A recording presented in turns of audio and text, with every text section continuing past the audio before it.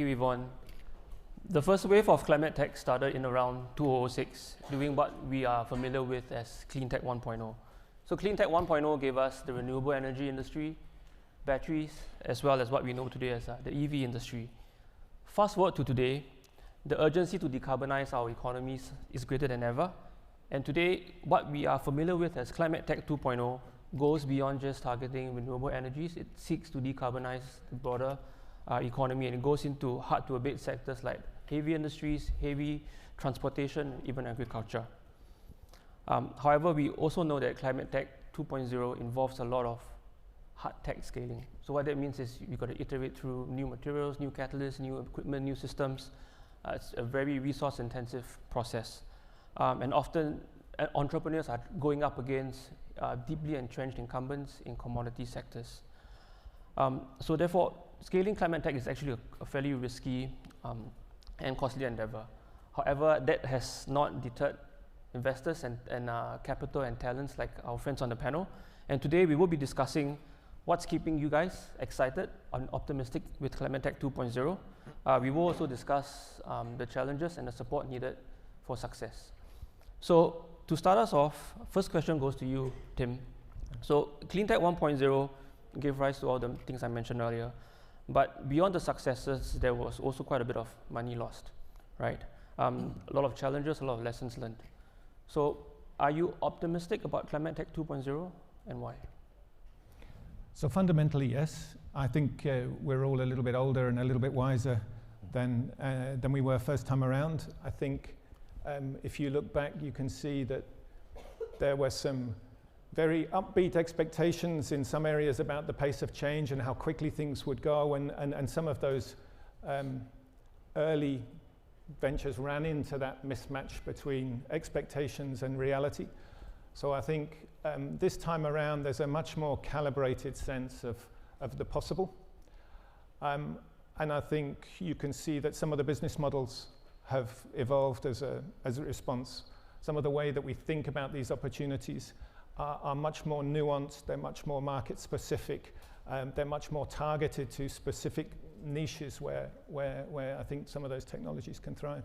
And the other thing that I think is particularly interesting, notable about the place we're in now is we are in a more fragmented international environment that has some downsides for what we're talking about, but it also puts a premium on government policies. There is more support available for sort of domestically oriented innovation, trying to build up those positions in the new clean energy economy that are the source of such sort of competition internationally. So that's, I think, fundamentally why we are feeling, upbeat about this space, and those perceptions have been confirmed by this, very lively, innovative discussions that we've been having over the last few days here. Thanks, Tim. And Mike, I think you were there as well when Clean Tech 1.0 happened. Not to reveal your age, but I think similar headwinds that were there before, the correction of oil prices, tightening of liquidity, energy security concerns, right? They all played out in Clean Tech 1.0. Similar trends are potentially playing out this time around. So what's really different for you between now and then? I think there's a lot that's different. I mean, to Tim's point, the world just looks different than it did 20 years ago, right? Clean Tech 1.0 was about 20 years ago. So I guess I'd reflect on three things. First, just the different conditions in which we're operating. The market environment, the regulatory boundary conditions, the corporate environment, and the sort of flexibility of capital all looks different than it did 20 years ago. And that has yielded different results, or at least different footing for a lot of these kinds of investments. The second thing is that from where we sit, certainly, the innovation circle or cycle looks very different than it did 20 years ago, right? The technology performance and the cost entitlement of so many of these technologies today looks wildly different than it did 20 years ago. And that has been shown for renewables and batteries and those kinds of things, certainly. But in the last several years, even on those sectors which have been often referred to as hard to abate sectors, cement, steel, fertilizer, that performance and that cost entitlement starts to shift. And so those changes make those types of investments look more attractive to different kinds of investors. The last thing I'd say is I think there's just been a lot more equity or alignment of asset classes. I think in Clean Tech 1.0, lots of this stuff was being funded out of kind of generalist VCs that were largely oriented around software. And as you just referenced, right, a lot of these clean technologies are capital intensive and hard. And so what you see now is a lot more sort of bespoke designed funds that are able to meet the risk appetite for different folks that are playing in this space. And what that's allowing is sort of a very different alignment of the ecosystem of capital providers around that, right? Early stage capital providers, later stage capital providers, who are coming up with kind of different bespoke playbooks for how you pull these innovations through. So a lot of that just didn't exist 20 years ago. Yeah, I think you spoke a lot about the differences between the two regimes or paradigms. I think you also spoke a bit about how there's a different pool of capital now coming to play. Henrik, Meghan, you guys were part of traditional energy companies in the early part of your career. Yep. I think today we see big oil playing a bigger role in embracing climate tech, investing in climate tech today, right? What impact do you think their involvement has had on Climate Tech 2.0 more broadly? Henrik? We at Velocys, we are a technology provider. We provide a solution for converting lignocellulosic feedstocks into SAF. That straddles 2 or 3 different industries. The traditional oil and gas companies cover only a part of that transformation. They've been interested, been engaged, but it's difficult to embrace the full chain. So therefore, the first of a kind technology integration that involves converting advanced sort of cellulosic material into SAF is a first of a kind that doesn't really fit into one particular industry today. And we need to create a new industry for it, and that is a challenge. And that's when new owners come in, new pools of capital needs to come in and help to fund that full transition. And it's not easy, it's not obvious who the ultimate owners are. We need to de-risk the technology by perfect execution and allow it to be eligible for non-recourse project finance as well as infra investments ultimately, but we're not there yet, and that's what we're working towards. Yeah. Meghan, want to add to that? Yeah, so I've spent a fair amount of my career at BP, and BP's had a very interesting history, ups and downs of investing and participating in Clean Tech 1.0, Clean Tech 2.0, climate tech, whatever you want to call it. I think what's really interesting now, and I think it's a learning from Clean Tech 1.0, is one of the things that we look for at Decarb are desperate customers, and the desperate customers are the corporates, right? And they have such an important role to play, because I think with Clean Tech 1.0, we kind of have the attitude as a community, if we build it, they will come, right? If we create a really great green product, someone's gonna wanna buy it, and that just didn't work out. And so one of the things that we look for are there desperate customers today for the product? And of course, that's ultimately the corporates with their own net zero ambitions. What I would also say about that is they have a really important role to play in the success of these companies, because one of the ways these startups are going to be able to compete for capital and compete for investment dollars and government dollars and all different sources of capital, debt, project finance, you name it, is offtake agreements. And really we need to see the corporates step up and maybe participate and commit to volumes and pricing sooner than perhaps they have historically done, so that these early companies can start to look a little bit more like what we would historically think of as infrastructure. I want to dig into that a bit, right? So Cleantech 2.0 it actually presents a very broad range of opportunities, right? There's now so many different technology that can decarbonize almost anything in the world, right? But we know that capital is limited, and we have to focus on things that can really scale. So Meghan, where do you see these desperate customers emerging? What's top of mind? What's your focus area? So where we're focusing today are, and many of these sectors will sound very familiar to you, but carbon capture, utilization, and storage is very important. Also, bio and low carbon products it's the reimagining of all the materials around us, whether it's the carpet at your feet, everything that goes into a car. It's not just about the battery, it's a whole net zero vehicle. We've already mentioned concrete and steel today, so bio and low carbon products. Of course, clean energy opportunities like hydrogen are areas we're very interested in, and advanced mobility. And we think of mobility as air, land, and sea, all right? It's all the ways we move people and goods around the planet. Again, all of that has to be reimagined.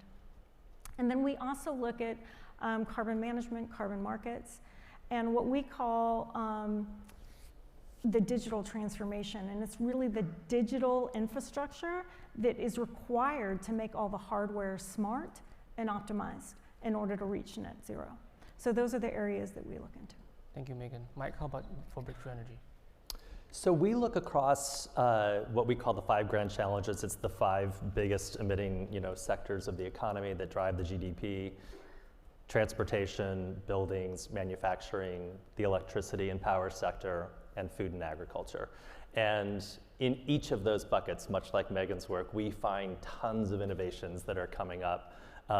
And it's everything in each of those, from kind of sourcing the materials you need to go into that, to the end products and the delivery.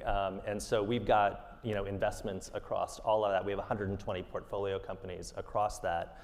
And we get excited about some of the long-term bets, things like hydrogen, which have been talked about for 30 years, and still there's not all of the markets in place that everyone hopes for. Things like fusion, which will take a long while, but we're still putting significant resources there. But the encouraging thing is there are a lot of our investments that are ready now, right? I think there's this conception that, or this perspective that clean tech is about the kind of way off into the future, and there is some of that, but a lot of it is here and ready to be deployed today. So we get excited about cement investments we have that are being used commercially around the world today. We have investments in agriculture to replace synthetic fertilizer that are being used on 5 million acres of corn in the US. We get excited about building investments we have related to sealing the building envelope and just increasing a massive amount of efficiency. That is happening commercially across lots of office buildings around the world. So there's a lot of that we think, for desperate customers who are ready to make those investments today, there are plenty for them to choose from. Yeah, I think there's a question from the floor, and it sort of asks the same question in a different way, or the opposite way, in fact. And it reminds me of a Reuters article that came out earlier this week with Fred's face on top of it. It says, we should not waste money on dead-end solutions, right? For all that you've seen, are there anything that's not so exciting for you? What would you not touch when it comes to climate tech? Is there anything we don't touch? Yeah, is there anything that's less exciting you wouldn't focus on when it comes to climate tech? So for us, a lot of nuclear it's too far out for us. So where we want to focus are things that can be deployed globally in the near term. And so where we really look, how we really think about it is almost scale up capital for a lot of what you do, right? So we look at proven technologies ready to scale. So we want to see a pilot or demo that's been running 12 to 18 months. And now our capital is going to go to build that first large-scale facility. And again, it goes back to the desperate customer comment. has there been a customer buying that initial material, testing and trialing, utilizing their own internal resources, right? That's one of the signs. And now, banging their fist on the table because they want to launch their own opportunity at scale. So we look for near-term, to your point, opportunities that are ready to go global and scale today. So for us, one example where we're not investing today is nuclear. I would say the way we think about it is we have a threshold of a climate threshold on our investments that we will want to make sure before we consider putting $1 into a company that it has the potential at scale to remove 0.5 gigaton of greenhouse gases at scale. And that is really just a proxy for saying we are not investing in sort of small incremental solutions. We are trying to take big bets that can have big impact. That takes a lot of things off the table for us. And luckily, again, to my earlier comments about what's changed in 20 years, there's more capital going into some of those other things, and so we don't need to be putting money there. We then also think about our founder, Bill Gates, in his book, wrote a lot about the concept of the green premium. A lot of these technologies today do have a green premium associated with them. And when we decide whether we're going to make an investment, we think hard about whether there's a pathway to getting this down to cost parity or less. Because our view is, look, if we're thinking out for this 20-year fund about the eventual uptake of these technologies, we want to make sure that we're not imagining that people are going to choose a higher cost alternative. They're not, right? They're going to come down to the economics of this. So we think hard about solutions that don't violate the laws of physics and that at the end of the day will be good from an economic perspective of either cost parity or less than their fossil alternative. And those kind of metrics do take some things off the table, but there aren't like big categories that we won't look at the start. So I think one sector that continues to still command a green premium but continue to gain a lot of demand and traction is sustainable aviation fuels, right? And Henrik, I think at Velocys, what you're doing a bit differently is currently in the market, most production uses conventional oils and turns it into hydrocarbons. What you guys are doing is turning lignocellulosic wastes and maybe even e-fuels into SAF. But can you talk us through that journey that you went through in scaling up your tech and bringing the company to where it is today? Right, thank you, Nicholas. So after 20 years of research, piloting, labs piloting, sub-commercial demonstrations, we are ready for that scale up now.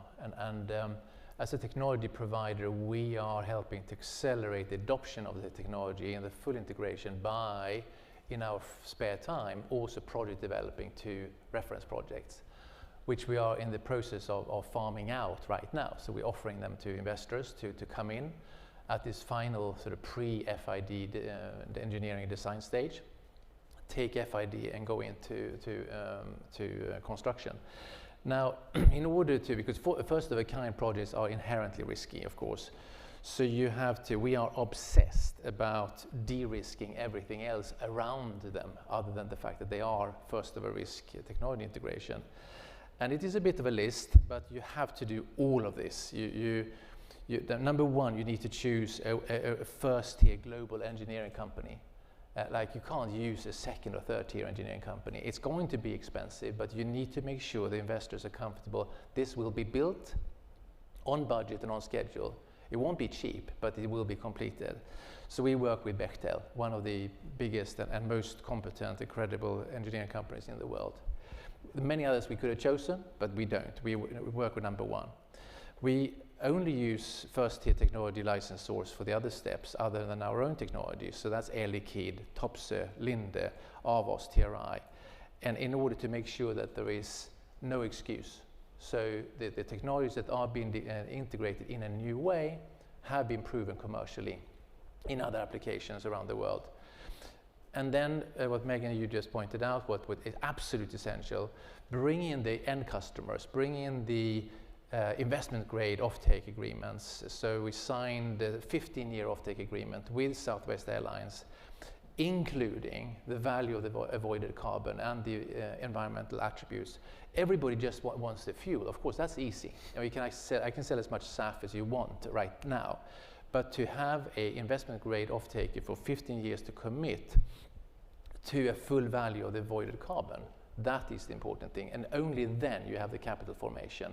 Only then you have a recognition of the value that is inherent in the SAF that you provide, which includes both avoiding carbon and removal of carbon in one go. That's the integration between bioenergy and CCS, of course.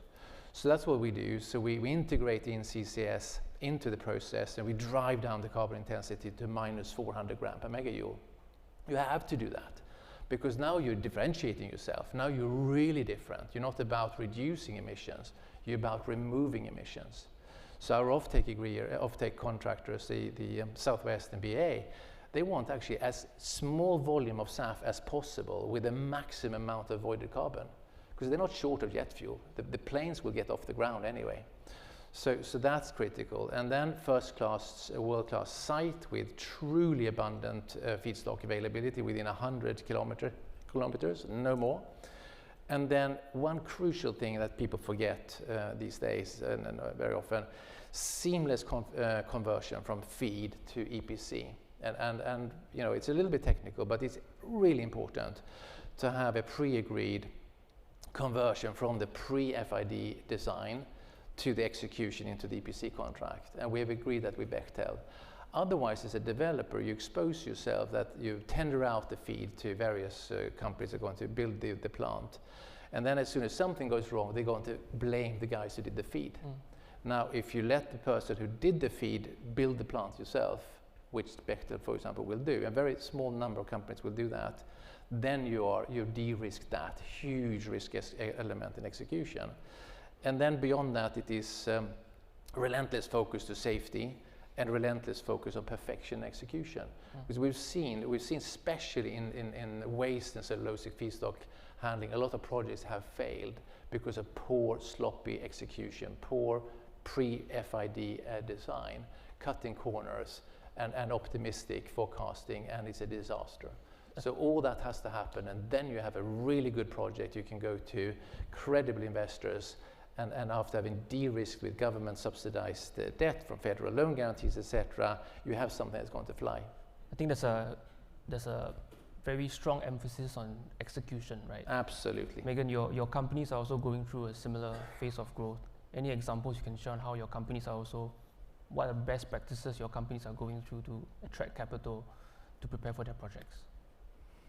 Yeah, so you know, we're a little earlier stage, but you know, one example, I mentioned that these companies are often bringing in all different sources of capital. I think Monolith is a great example. It's got $1 billion loan from the DOE, and it's hitting those milestones, qualifying for that loan. And you know, these first and second plants, they are going to bring in all different kinds of capital, and there is still going to be topco capital or equity that's quite expensive compared to, you know, that third or fourth plant, which might be able to compete for more traditional infrastructure dollars, which will be a much lower cost of capital. So, you know, I think that, and again, I think that this is an example of where corporates can also play a role, not around financing the actual project, but making the project more safe and investable by those committed offtake agreements. You know, I think a great example, again, using Monolith as an example, Monolith makes hydrogen and carbon black for those of you that aren't familiar with the company. But, you know, you have Goodyear and Michelin that have signed offtake agreements launching Monolith's carbon black and their products. And so, again, when you're looking at these opportunities, I think it's going to take all different sources of capital on those first and second plants before it can you know, have more traditional infrastructure dollars for hopefully by plant 3. So that's just one example with Monolith. And since we're talking about financing, there's a question that came through. Will technology credits and carbon markets have an important role to catalyze climate tech, right? I think it's a good segue for you, Tim. The IEA released a report on specifically this topic. Can you share some insights here? Well, it's very generous of you to say that the IEA released a report, because in fact this was joint work with GenZero, and I was very pleased to have the chance to to launch it earlier today with Fred. I think the context here is quite important because I think it speaks to many of the points that we've made. I mean, the picture for us in terms of today's emissions trajectory is like the direction of travel at the moment is for a sort of peak in CO2 emissions around the middle of this decade, and then a gradual decline, but not anything like steep enough to get us on track for that 1.5 degree outcome.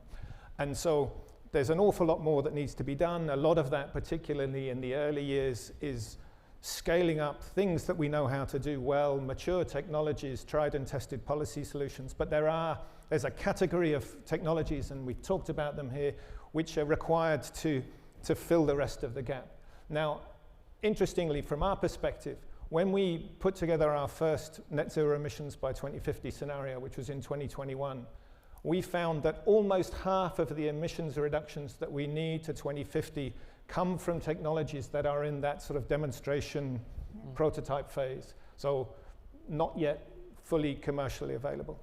When we revisited the question last year, that half had gone down to something more like 1/3. And that speaks to the power of innovation in the meantime, because things that we thought would take a while to come through have actually come through relatively quickly. We've now got sodium-ion batteries coming. We have floating offshore wind. We have real tangible demonstration projects in many of the areas that we've talked about. So that area of uncertainty is coming down, but there are still areas that need work. Sustainable aviation fuels. We looked at 3 categories: sustainable aviation fuels, low emission hydrogen, and direct air capture and storage, and found that there is this significant investment gap that needs to be narrowed. As was said before, Mike, we need to have a pathway to reducing that cost premium. We need to have the policy instruments, the standards, the mandates, the carbon prices, all the other things, and then the pull from the demand side as well that allows us to get those products into market at scale. But what we wanted to test was the idea that in among those instruments, there's a role for high quality carbon credits as well.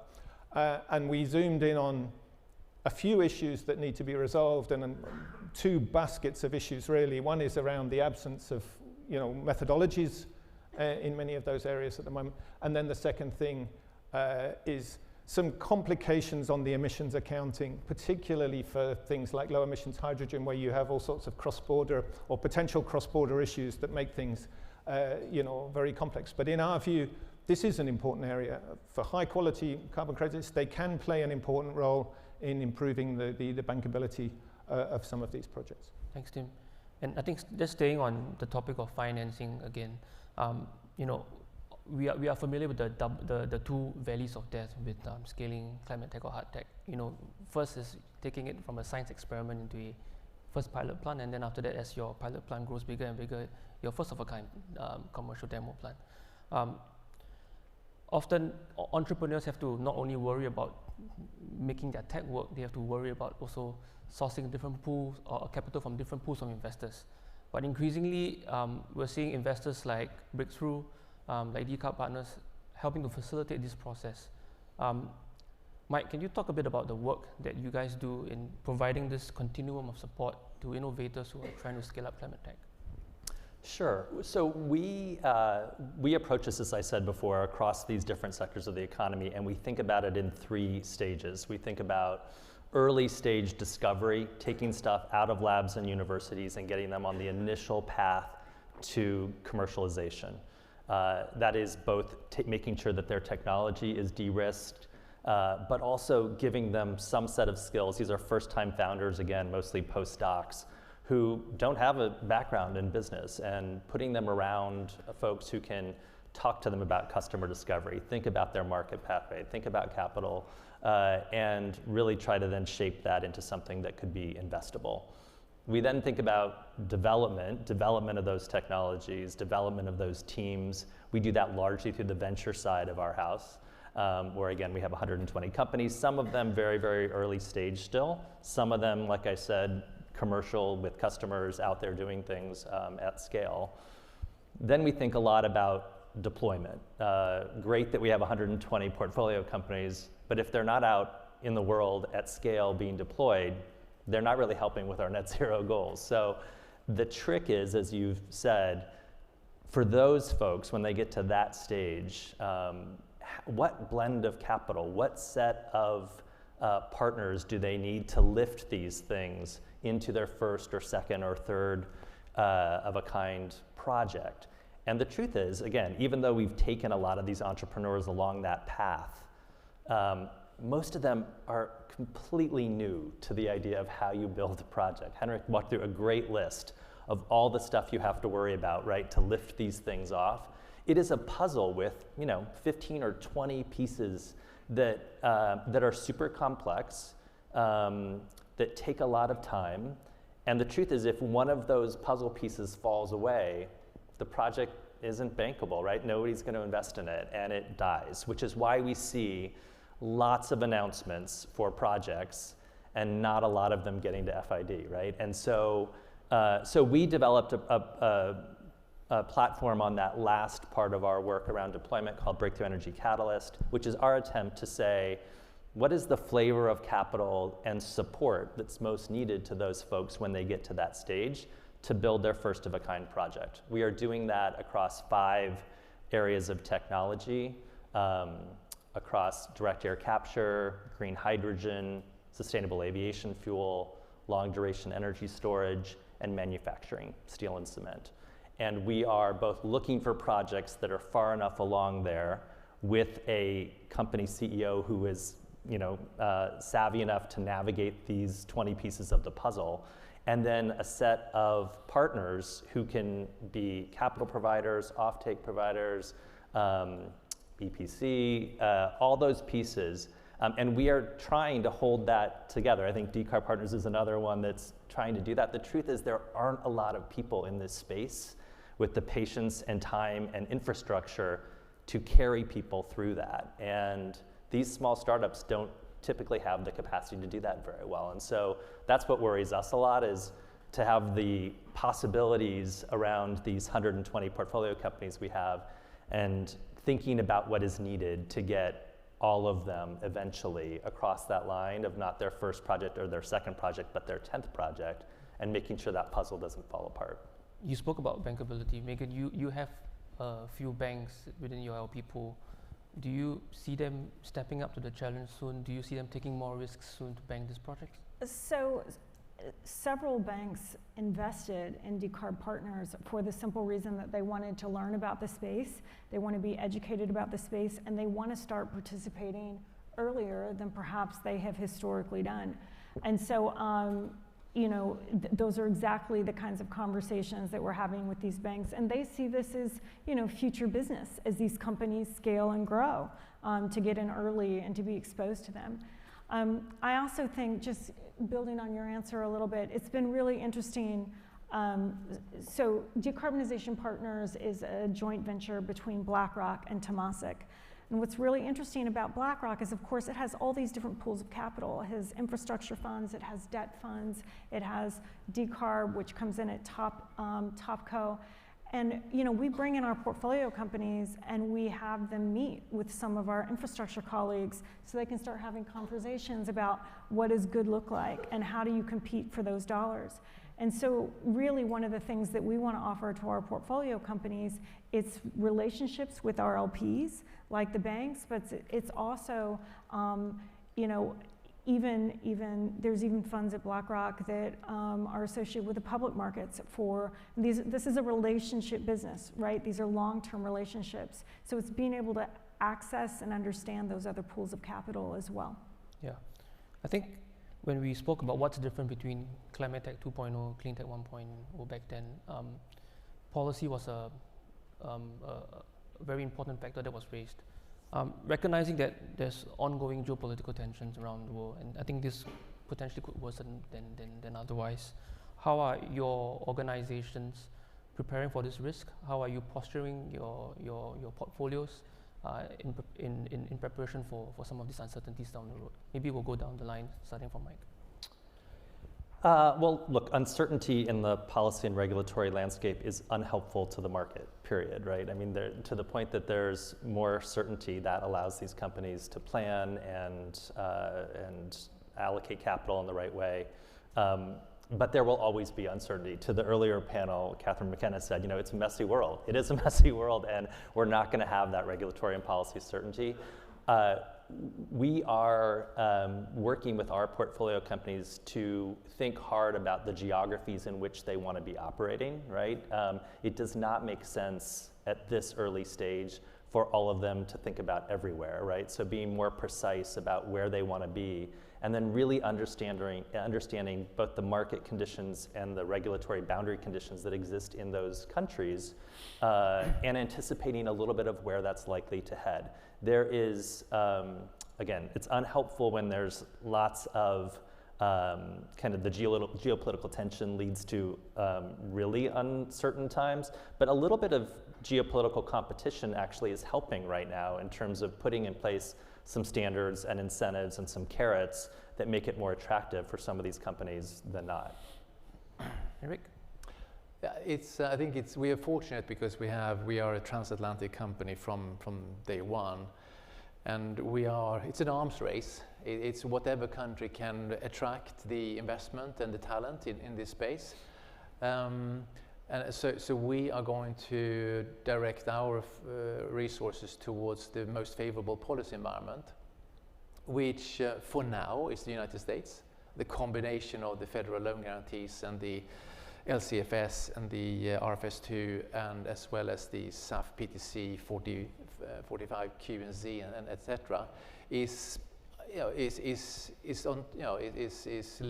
the best, the most favorable environment in the world. Europe is working very hard to keep up, and the UK is trying also very hard.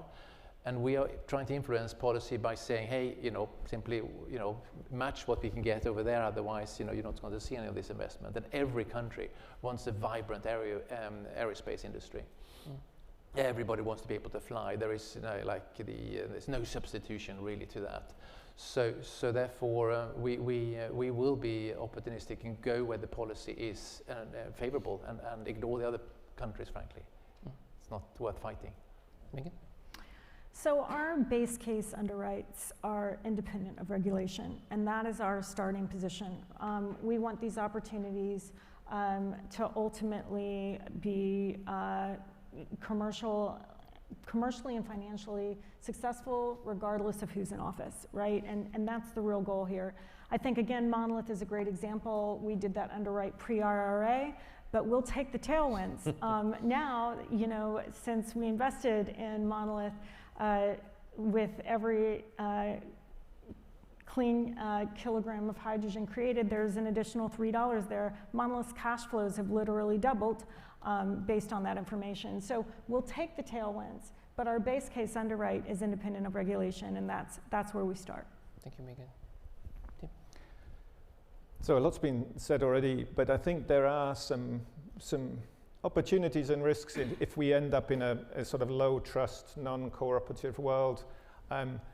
The risks are clear that you end up with segmented markets. You don't get that free flow of products and those free flow of ideas that allows for a lower cost and more efficient process of transformation. The opportunities have also been mentioned. You do get that premium on, building more resilient supply chains, which means in practice increasing the diversity of those supply chains. Because if you do look at the picture of clean energy manufacturing at the moment, and also all of the critical mineral supply chains, including the midstream refining and processing, is an extremely high degree of concentration, much higher than you have in more traditional elements of today's energy system. So that is a risk factor. Governments, many of the conversations we're having with governments at the moment are around, finding that balance between actions that improve resilience, but don't then lead to, the damaging effects of a much more sort of fragmented international system.